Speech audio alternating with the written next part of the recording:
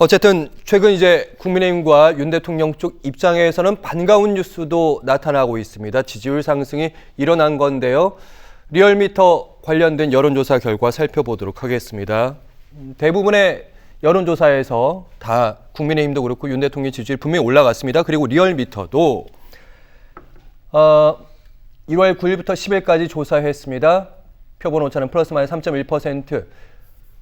민주당이 42.2, 3%포인트 떨어졌고요. 국민의힘이 40.8, 6.4%포인트 대폭 올라갔습니다. 조국혁신당은 4.8, 개혁신당은 2.4, 무당층은 6.6%로 줄어들었습니다. 보수층 결집에 효과하다 이런 분석이 지배적이긴 한데 아니다 이러다 역전될 수도 있다 이런 관측도 나옵니다. 장 소장님. 역전되는 여론조사 오늘 나왔어요. 그렇기 때문에 저러한 흐름이 그냥 여론조사가 잘못됐어? 보수 표집이 좀 과다하게 됐어? 이런 식으로 치부할 건 아닌 것 같아요. 그리고 중도층 여론 흐름을 보더라도 지금 이재명 대표나 민주당에게 그렇게 큰 힘을 실어주는 그런 수치가 아니에요. 상당히 지금 국민의힘이 막 여러 가지로 선전을 하고 있는데 저거는 결국에는 대선 여론조사인 것 같아요. 그러니까 저거는 지금 현재 상황, 비상계엄, 탄핵, 현 정국에 대한 여론이 아니라 자, 조기 대선 나지? 이재명 대표가 대통령 될 가능성이 많을 것 같은데 그게 맞나? 이러면 안 되지? 그러면은 우리가 국민의힘 지지해줘야지. 이재명 대표에 대한 반감 여론조사가 아니냐 좀 그런 생각이 들고요. 지금 저는 민주당이 이러한 여론조사 흐름에 대해서 잘못 대처하고 있다고 봐요. 이 실망감은 뭐냐면 나라가 대단히 혼란스럽잖아요. 그러면은 우리 민주당 이재명 대표에게 정권을 맡겨주시면 우리가 시스템적으로 보다 안정적으로 대한민국을 이끌어갈 수 있어요. 저희 안정감 있는 집단이에요. 그래야 되는데 지금 민주당 지도부는요 다 계속 선전, 선동 이런 식의 반응만 계속 보이고 있어요. 그냥 너희들 잘못됐다. 국민의힘 지지층 다 잘못됐다. 내란 동조 세력이다. 부역 세력이다. 뭐 수계 이런 식으로 그냥 계속 몰아붙여요. 그 대단히 나라가 혼란스러워지고 있잖아요. 근데 국회 내에서 제도적으로 아무것도 지금 진행된 게 없어요. 한 달 열흘 정도 지났는데 특검 진행된 것도 없어요. 법률안 다 거부권 행사됐어요. 다수 의석을 민주당이 갖고 있지만 아무것도 해내지 못한 것에 대한 실망감도 분명히 있어 보여요. 근데 민주당이 결정적으로 지금 잘못 판단하고 있는 게 뭐냐면 이런 여론조사에서 국민의힘이 올라가고 자기네들 내려가는 것은 가짜뉴스 때문이다 이렇게 판단하고 있는 거예요. 우리가 정책적으로 전략적으로 정무적으로 어떠한 판단에 잘못이 있었을까라고 원인을 내적으로 찾는 것이 아니라 외부로 돌리고 있어요.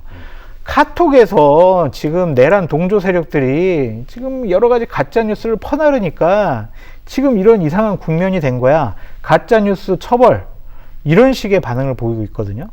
이거는 대단히 잘못된 원인 진단과 대책이라고 볼 수밖에 없어요. 그래서 지금이라도 박근혜 대통령이 탄핵당했을 때 민주당의 원내대표가 우상호 원내대표였어요.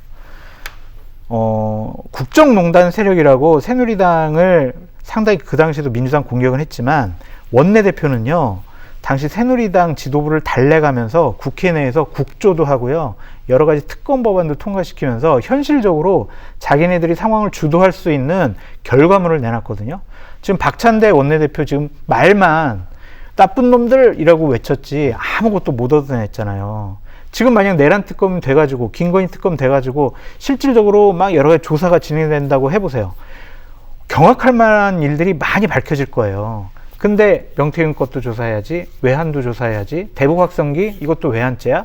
이러면서 국민의힘이 반발할 수 있는 여러 가지 조항들을 넣다 보니까 본인들 선명성 경쟁하다 보니까 아무것도 국회에서 이뤄내지 못한 것 이런 것에 대한 반성으로부터 민주당이 조금 다른 행보와 메시지와 제도적인 개선을 위한 국회 내에서의 활동을 다시 한번 생각해 보시는 것이 좋을 것 같아요.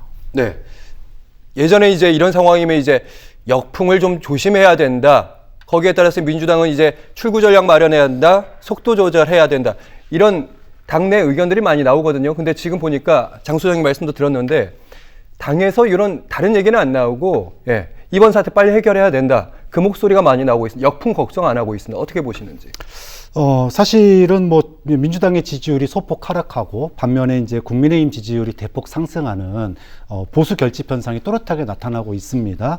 뭐 여러 가지 원인이 있다고 봐요. 일단은 탄핵이 벌써 한 달째입니다. 근데 앞서 얘기하신 대로 한 달 동안 압도적인 여론으로 진행된 탄핵에도 불구하고 이뤄낸 성과가 그렇게 많지가 않아요. 이건 두 분이 같으시군요. 성과가 없다. 그러니까 내란 주요 종사자들에 대한 구속과 기소는 빠르게 이루어지고 있지만 정작 내란 우두머리에 대한 소환 조사도 안 되고 있고 영장 집행도 안 되고 있고 또 각종 뭐 특검이니 또 영장 집행 당시에 소위 법 절차상의 문제를 가지고 여당이 태클을 걸고 딴지를 거는 거를 갖다가 명쾌하게 여론전으로 이기지도 못하는 그런 상황이 이루어지다 보니 일상으로의 빠른 복귀를 원했던, 그러니까 사실은 과거 두 번의 탄핵이 굉장히 일사불란하게 이루어졌잖아요. 근데 윤석열 대통령처럼 법원에서 발행한 영장을 거부하고 이렇게 장기 농성에 들어가는 거는 그 누구도 예상하지 못했던 일이다. 좀 그런 점에서 민주당의 그런 전략이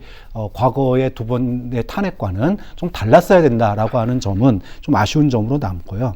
그럼에도 불구하고 신문지상에 헌법재판관을 뭐 토벌해야 된다, 헌법재판소를 공격해야 된다, 뭐 이런 것들이 버젓이 올라다니고 법원에서 발행한 영장을 갖다가 뭐 백골단으로 막자, 뭐 이런 말도 안 되는 얘기가 진행되는 거에 대해서는 분명하게 법적인 경고가 이루어져야 된다고 봐요. 그런데 이것과 국민들의 카톡, 이 부분은 또 별개거든요. 좀 그런 점에 있어서 민주당이 조금 더 중도층을 안고 또 국민 여론을 아우르면서 안정감을 줄 수 있는 그런 고민책들을 내야 된다.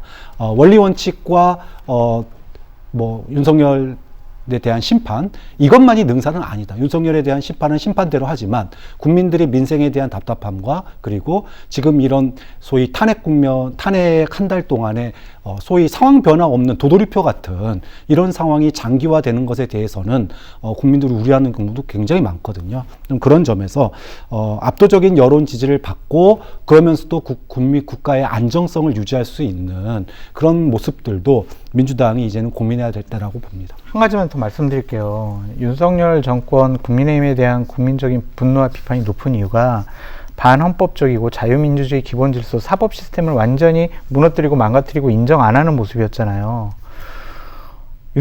이재명 대표가 방금 전에 오늘 아침에 얘기한 걸 보면 카톡이 성역입니까? 이런 식의 얘기를 해요. 저게 대단히 위험한 발언이라고 생각이 들거든요. 헌법에 분명히 나와 있습니다. 언론 출판, 표현의 자유가 있다고.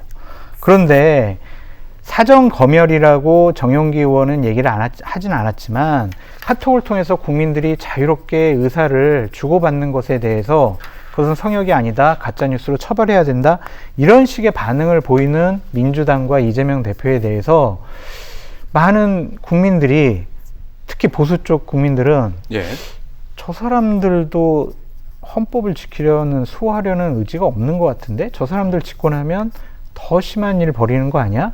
이런 불안감을 조성하고 있다고 보여지거든요.